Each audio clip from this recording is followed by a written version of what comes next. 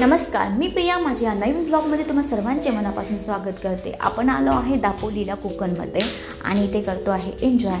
तर सेकंड डेला आम्ही लवकर उठून नाश्ता केला आणि त्यानंतर आम्ही जाणार आहे बीचवरती. करू रफू ई very good, that's my good boy. ई ओके, चलता है स्माइल दो. है फिलहाल बीच पे, सो बीच का मौसम देख रहे हैं. मैं ढूंढ रही प्रिशिका और उसके डैडा को. तो ये मैं हूँ और ये मेरा. कौन है तू? कौन है तू? और ये कौन है? पता नहीं हमें.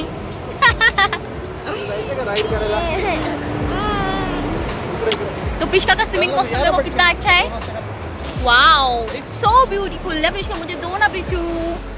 ये बघा, प्रिशिका म्हणते की तू फोटोसाठी आली आहे, व्हिडिओसाठी आली आहे, काहीतरी एन्जॉय करायला आली आहे. बघा बघा, हे छोटं कार्टून माझं.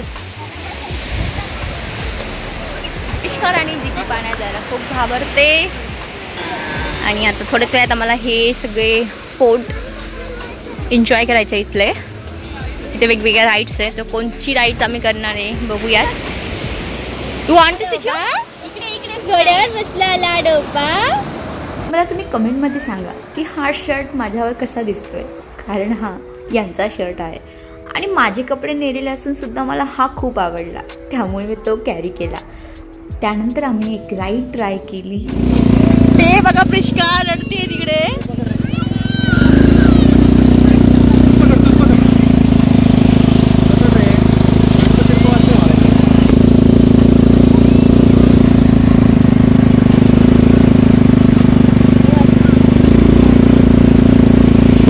मागच्या वर्षी प्रिशिका छोटी होती त्यावेळेस तरी ती बसली होती, पण ह्यावेळेस ती एकही राईड ना स्वतः एन्जॉय करत होती ना मला करू देत होती.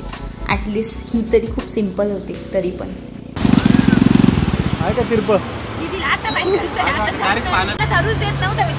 एक बाय एक आम्ही सगळ्या राईड एन्जॉय करत होतो आणि त्यासाठी आम्ही पॅकेजेस घेतलं होतं, कारण आम्ही 3 कपल होतो आणि वेगवेगळ्या राईड्स होत्या.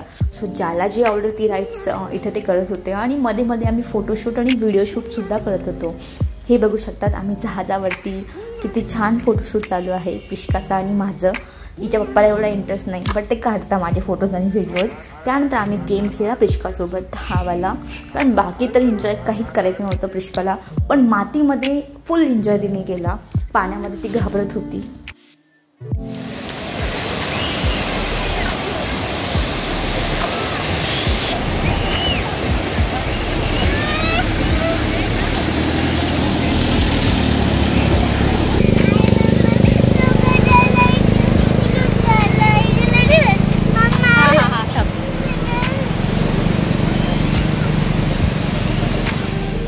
ही राईड खरंच खूप डिफिकल्ट होती आणि खूप थ्रिलिंगसुद्धा होती, जी की यांनी केली, आम्ही नाही केली. ती आम्ही वेगळी केली. आणि मी राईड करत असताना प्रिशिकाला हे घ्यायचे आणि ते करत असताना मी, असं अल्टरनेट आम्ही केलं. तरीही ती फार रडत होती, पण काय करणार, आता आलो आहे तर एन्जॉय तर करावं लागणार ना. आणि खरंच 12 वाजता उन्हामध्ये सुद्धा ह्या राईड करायला एवढी मजा येत होती म्हणून सांगू. ही जी राईड आहे ही आम्हीही केली होती, आम्ही तिघींनी केली होती, जसे हे 3 जणं करता आहे. खूप मजा येत होती. हे बघा, 2 जणं किती क्यूटपणे पाण्यामध्ये खेळत आहे. ते पाण्याच्या बाहेर यायला तयारच नव्हते आणि माझी प्रिशिका पाण्यामध्ये जायला तयार नव्हती.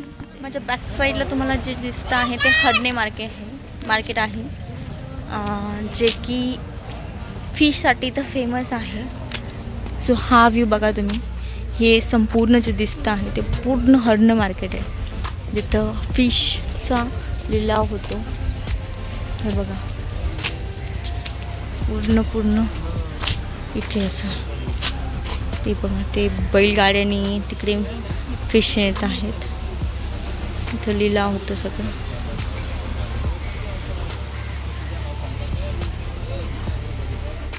हडणे पोर्टच्या इथे अजून 2 पोर्ट आहे, जे की लँड आणि सीवरती सिच्युएटेड आहे. त्याचं नाव आहे सुवर्णदुर्ग आणि कानकदुर्ग. सुवर्णदुर्गच्या तिथे आपल्याला बोटने जावं लागतं. मुंबई पुण्याच्या एवढ्या धकाधकीच्या जीवनामध्ये इथं खरंच खूप भारी वाटतं. सो मस्त आहे हे लोकेशन खूप. हर्णे पोर्ट हा दापोलीपासून 17 किलोमीटरच्या डिस्टन्सवर आहे आणि तो खूप शांतता आणि वरती असल्यामुळे मेडिटेशनसाठी हा खूप छान असा मानला जातो. तो बघा, तो आहे सुवर्णदुर्ग पोर्ट, जिथे की बोटने जावं लागतं, पण लेट झाल्यामुळे आज ते आम्हाला पॉसिबल नव्हतं. प्रिश्का आंटी वगैरे सगळे समोर चाललेत. मी बॅक साईडने व्हिडिओ करत चालले. जस्ट फोन पडला माझा आणि स्क्रीन गार्ड थोडंसं तुटलं आहे. फाईन. हे स्क्रीन गार्ड म्हणायचं होतं मला. ॲक्च्युली खूप चालत होतो आणि वरती स्टेअरकेसनी पण आलो, त्यामुळे थोडंसं थकल्यासारखं झालेलं. हे बघू शकता सगळीकडे तुम्हाला इथं बोट्स दिसेल आणि तो समोरच माशांचा लिलावाचं मार्केट आहे, हर्णे मार्केट म्हणून. आणि हर्णे पोर्ट हा आदिलशहाने बांधला होता, त्यानंतर तो जिंकला आपल्या छत्रपती शिवाजी महाराजांनी.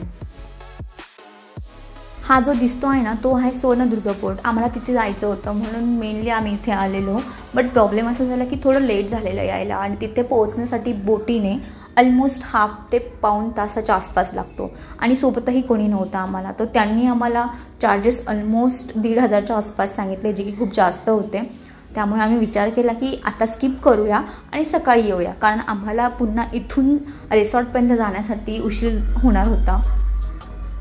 इथे बऱ्याचशा लोकांनी माशा वाळत घातलेल्या होत्या आणि आता इथे प्रोसेस सुरू आहे. तर चला करूया डिस्कस त्या बायकांसोबत की ते कुठल्या प्रकारचे मासे आहे आणि त्या काय करता आहे. हे वाळलेली फिश, ज्याचा मला सध्या स्मेल येत नाही आहे. आणि इथे चालू आहे दुसरी प्रोसेस सुरू, म्हणजे फिश वाळवण्याची, ज्याचा खूप जास्त स्मेल येतो आहे. कोणती माशी मावशी? पाकडी पाकडी, पतली पतली येते आणि लंबी लंबी पाल. इथे वरती फिश वाळू घातलेला आहे. आता या सगळ्या ठिकाणी जिथं हात ठरले ते सगळ्या ठिकाणी फिश वाळू घालणार आहे. ह्या इकडे सगळ्या फिश आहे आणि हे इकडे एक्सपोर्ट करणं चालू आहेत. पोर्टवर जाणं तर काही जमलं नाही, पण फिश मार्केटमध्ये आम्ही गेलो, बट मी नाही गेले. आणि त्यानंतर तिथून यांनी ताज्या ताज्या फिश घेतल्या आणि आम्ही निघालो तेव्हा खूप अंधार झालेला आणि इकडे मॅप चालत नाही, कारण नेटवर्कचा फार इश्यू आहे. सो आम्हाला जाण्यासाठी वेळ लागलेला. तरी पण आम्ही सगळेजण विचार करत होतो की हे बरोबर आहे का लोकेशन. त्यानंतर आम्ही गेलो आणि गरमागरम मस्तपैकी इथे उकडीचे मोदक खाल्ले, जे की कोकणची फेमस अशी डिश आहे. आणि त्यानंतर एक छानशी टी कॉफी घेतली आणि थोडा वेळ आम्ही खेळलो मुलांसोबत. सो यहाँ पे इंडिया का फ्यूचर अभी एक बैटिंग कर रहा है और एक बॉलिंग कर रहा है. और ये बैट चल रही है बीच में, एक लड़का और एक लड़की के बीच में चल रही है. Yes yes yes yes. और यहाँ पे अच्छी फील्डिंग होती हुई दिखाई दे रही है और बैटिंग भी जबरदस्त चल रही है.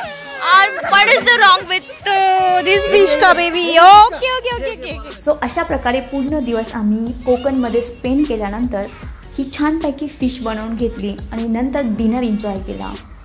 अजूनही खूप साऱ्या राईड्स केल्या आम्ही, पण मला त्याचे व्हिडिओ काढता आले नाही. तर तुम्हाला व्हिडिओ कसा वाटला हे कमेंटमध्ये नक्की सांगा आणि जे 3 पार्ट्स आहेत ते नक्की बघा. Thank you for watching. Bye bye.